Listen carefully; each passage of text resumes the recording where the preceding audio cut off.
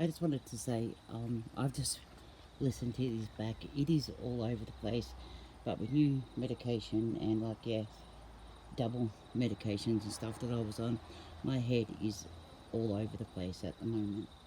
So my life's a mumble jumble, and that's life at the moment. So just bear with me. I'll get there. Hi everybody. Welcome to my secret. Today was a cancelling day. Oh, they leave me buggered. I had cancelling at 11:15 this morning. It's now 3:30. I come home and I just cry for hours. I'm exhausted. Um, and we bring up lots of stuff that I don't want to talk about. It's funny, I can come on here and talk. I can talk to the iPad till I'm blue in the face. I can come home and cry about things, but in cancelling, I think I have to be tough and strong. And my counsellor knows I'm not, but that's just what we do. Um, so yeah, today I'm going to talk about the ages of 10 to 12, where reality really hit that my life was different, my family were different, and it wasn't okay. Um,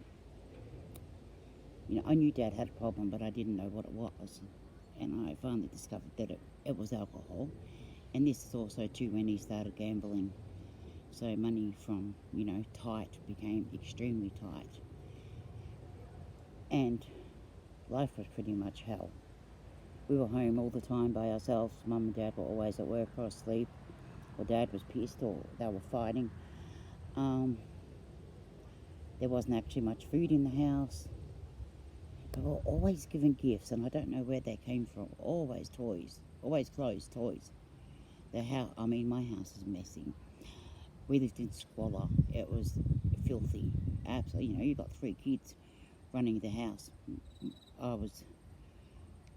My sister was 12, I was 10, my brother was 5, and we were home alone. So, yeah, 10 and 12 were just horrific. And then,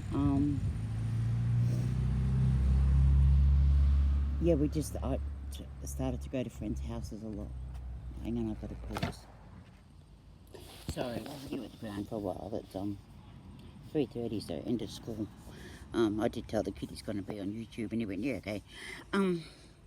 So yeah, 10 to 12, gambling, squalor, alcohol. We were left by ourselves. There was always alcohol in the house, and unfortunately, bored kids do what Dad does. We all started drinking at that young age. We started smoking. Dad used to buy cartons of cigarettes. We started playing with matches. All those silly things that kids do, pretty dangerous and extreme behaviour for a 5, 10 and 12-year-old. But we never got in trouble for it. We never got asked about it. We just did it. It was normal to us. If Dad did it, we did it. So that's what we did. I still continued with dancing, brownies, and Sunday school, netball, all those things with the lady next door. And that was life. And then came 11. I began to get extremely unwell. We didn't know what it was. I was just lethargic all the time. And that went on for ages. Mum took me to the Royal Children's, where they did some tests and they diagnosed me with anorexia and bulimia, which I didn't have. I said, I want to eat. I'm just sick all the time.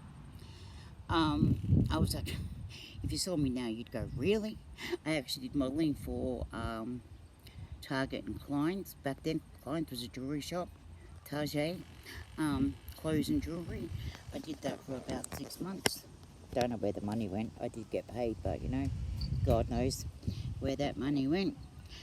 And then later on in the year, being 12, I became extremely ill. And I was taken by ambulance to Dandenong Hospital.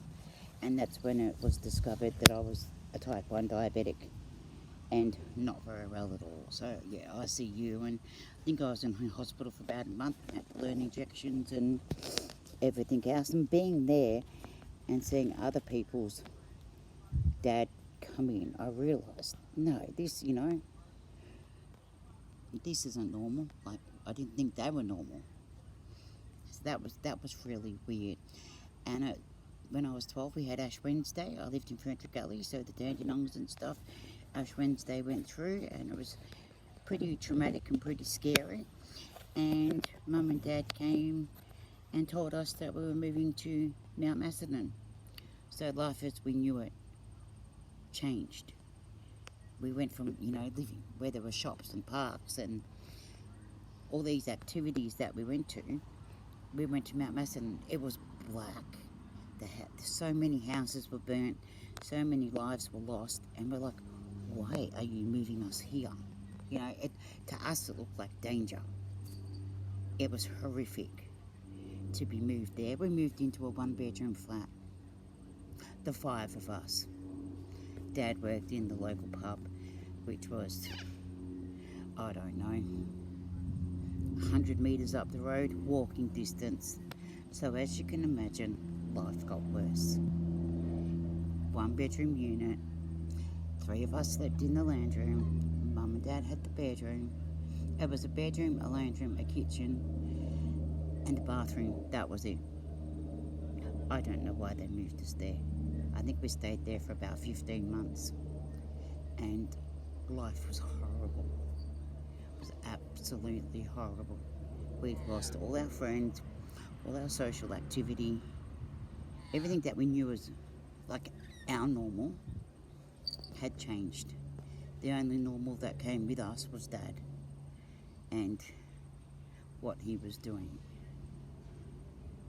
It was pretty scary. Really, really, really scary. I've come out the back. Too many kids running amok, running past. There's Mr. Kyogen relaxing in the shade, and Miss Bella. So yeah, back to 10 and 12. I know I got sidetracked, but 10 and 12, I also learnt the art of shoplifting. As I said, there was not much food in the house, so after school I'd go to the local supermarket and take what I could. I actually got pretty good at it. I think back now and I think how wrong, how wrong.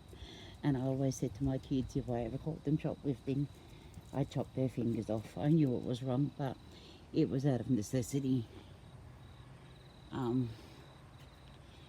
So, yeah, shoplifting. Anything I could take, I would take. Absolutely anything and everything, but mainly food.